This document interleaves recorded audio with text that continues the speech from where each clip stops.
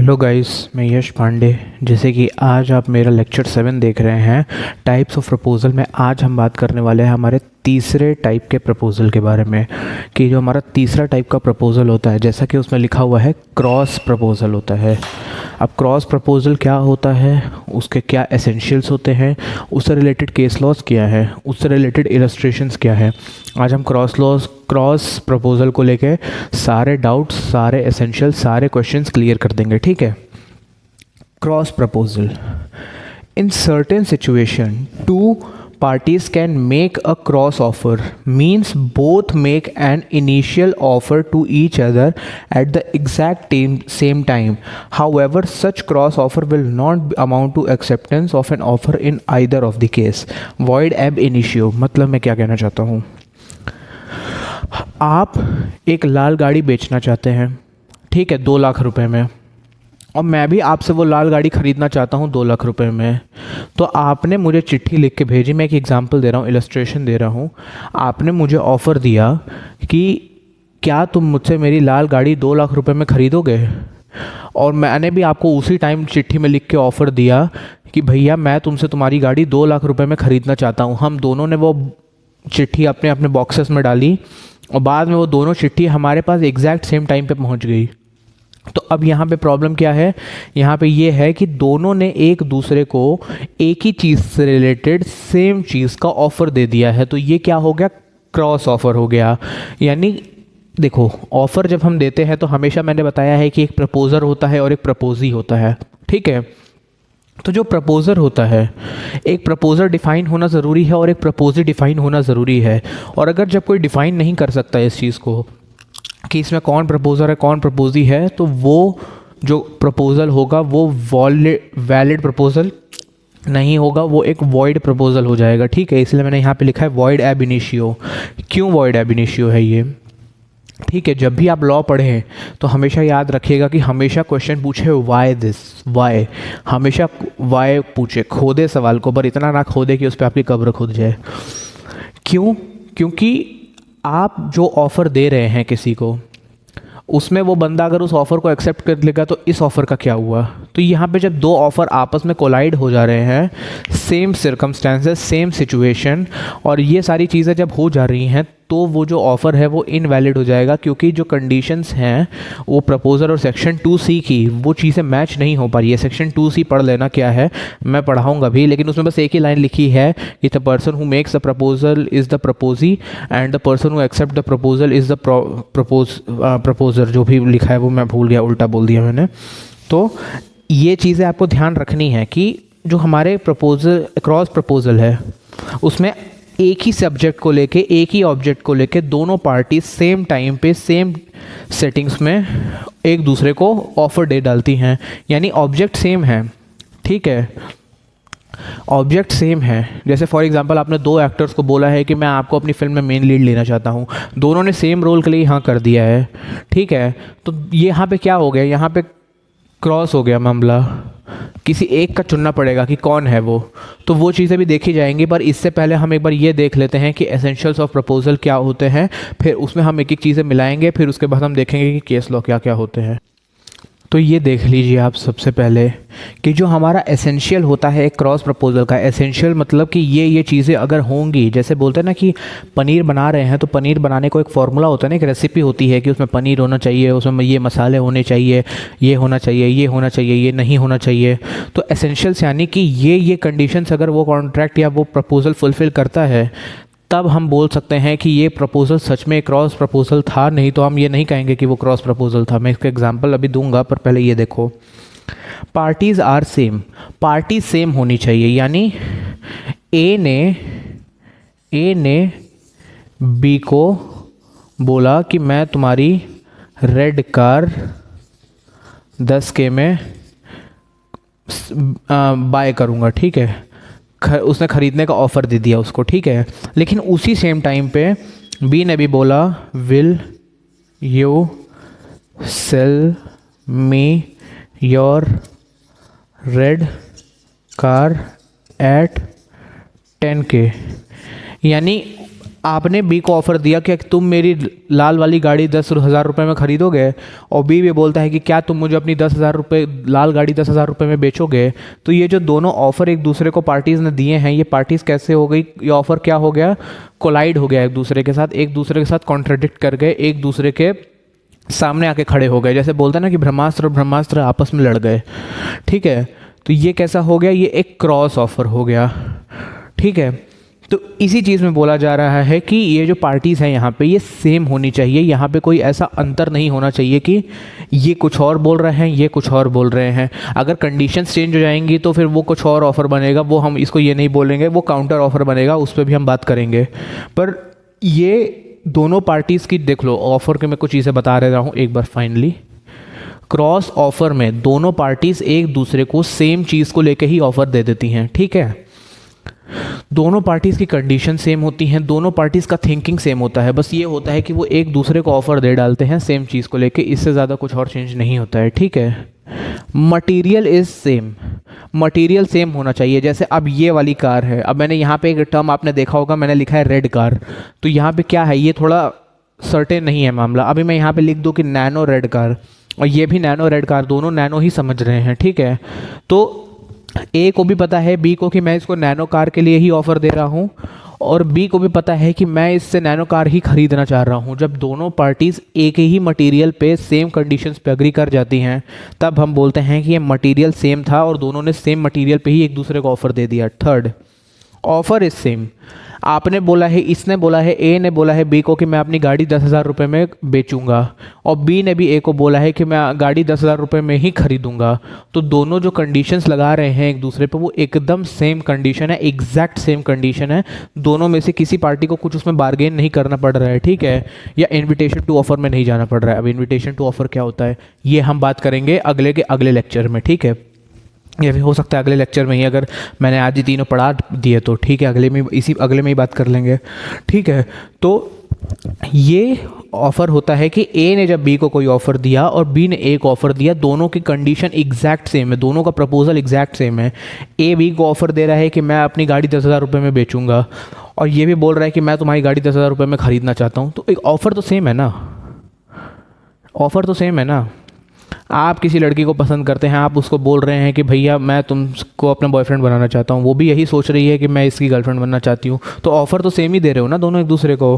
तो एक cross proposal हो गया। तो कई बार सुनते नहीं है पेरेंट्स में कि तुम्हारे पापा ने प्रपोज़ किया था कि मम्मी ने प्रपोज़ किया था।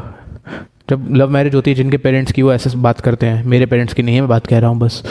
तो वहाँ पे समझ ही नहीं आता, बोलते हैं कि हम दोनों को ही एक दूसरे से प्यार था, तो हम दोनों को ही एक दूसरे से प्यार था, तो हमारा रिलेशनशिप चल गया, तो हम दोनों को ही एक दूसरे से प्यार था, वो क्रॉस प्रपोजल है, ठीक है। इसलिए मुझे कॉन्ट्रैक्ट बहुत पसंद है, ये बहुत सारी चीज़ें आपकी और बता देता है। कंडीशंस आर सेम, दोनों की कंडीशन भी सेम होती है कि मैं 10,000 रुपये में बेचना चाहता हूँ और आप 10,000 रुपये में ही ख़रीदना चाहते हैं, ठीक है। तो जब ये सारी कंडीशंस अब सेम होंगी, ऑफ़र भी सेम होगा, मटेरियल भी सेम होंगी, पार्टीज़ भी सेम होंगी, तो जब ये सारी चीज़ें एक साथ मिल जाती हैं, तब हम कहते हैं कि हाँ भाई, अब यहाँ पर जो हमारा क्रॉस प्रपोजल है वो एकदम वैलिड हो गया है, अब हमें कुछ और इसमें करने की ज़रूरत नहीं है, क्योंकि जो मामला है एकदम फिट है और हम आपके कंडीशंस को फुलफ़िल करने के लिए तैयार है, और हमें और कोई यहाँ पे दिक्कत नहीं हो रही है, ठीक है।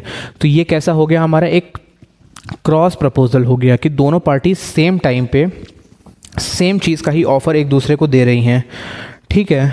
तो इसको कहते हैं कि ये जो प्रपोज़ल है हमारा सेम प्रपोज़ल है, और इसको ही हम कहते हैं कि क्रॉस प्रपोज़ल है। तो बहुत सारे लोगों का इसमें एक डाउट आता है कि is bargaining a cross proposal? No, it's a counter proposal. मैं उस पर आऊँगा, वो हमारा 5वां वाला है। हमारा बार्गेनिंग क्रॉस प्रपोजल नहीं होता है, ठीक है। क्रॉस प्रपोजल और काउंटर प्रपोजल में लोग बहुत डिफरेंस कर देते हैं कई बार, तो मैं उस पर भी अभी उसकी भी चीज़ों को सॉल्व करके ही जाऊंगा लास्ट में।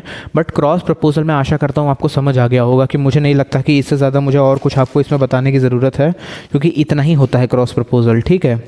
तो अब हम चलते हैं अगले वाली चीज़ पे, फिर उसके बाद हम इसके केस लॉ की एक बात करते हैं, उसके बाद फिर हम अगले वाले प्रपोजल पे चलेंगे।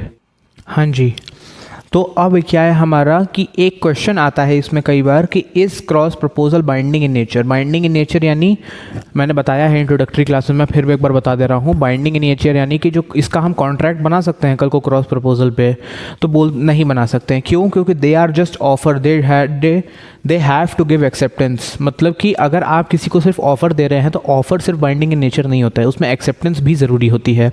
पर प्रॉब्लम ये है कि दोनों पार्टीज ही एक दूसरे को ऑफर दे बैठी हैं, तो यहाँ पे एक्सेप्टेंस का सवाल ही नहीं पैदा होता। क्यों सवाल नहीं पैदा होता?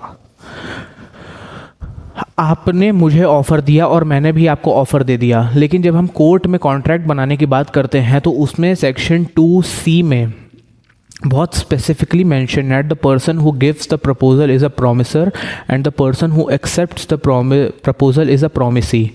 तो अब यहाँ पे कोई गिव देने वाला और एक्सेप्ट करने वाला ही नहीं है, दोनों ने ही एक दूसरे को प्रॉमिस कर दिया और दोनों ने ही एक्सेप्ट कर लिया।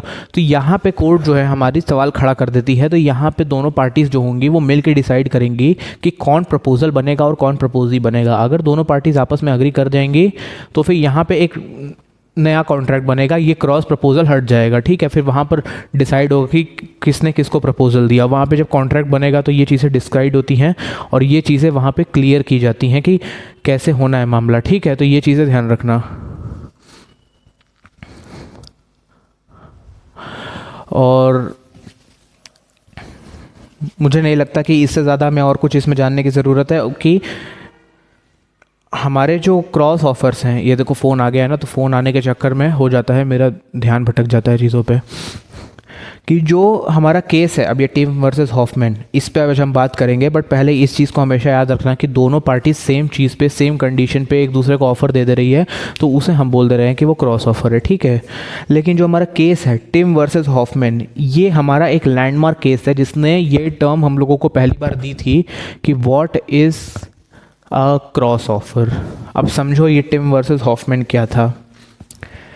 टिम ने हॉफमैन को लेटर लिखा था कि मैं आपको 800 किलो का आयरन बेचना चाहता हूँ इतने इतने प्राइस पे, क्या आप मुझसे 800 किलो आयरन खरीदेंगे इतने प्राइस में?